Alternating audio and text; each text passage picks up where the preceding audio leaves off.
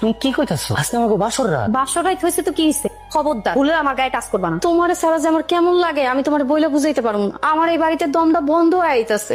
তুমি কার সাথে কথা বলতেছো? আমার এক বান্ধবী লাগে। বান্ধবীরে কেউ জান বলে রাখে?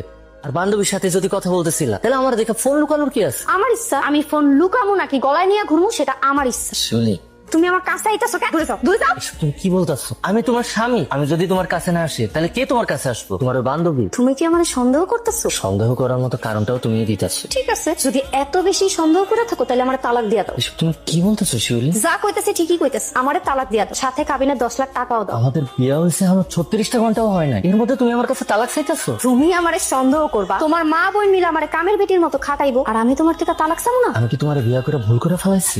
তুমি আমারে তালাক দিবা, সাথে কাবিনে 10 লাখ টাকাও দিবা। বাসর করে নিজের স্বামীর নিজের সাথে শুইতে দাও নাই, আর এখানে এসব পরপুরুষের সাথে ডলাডলি করতেছো। এই তোমার আসল রূপ। একটা সিসি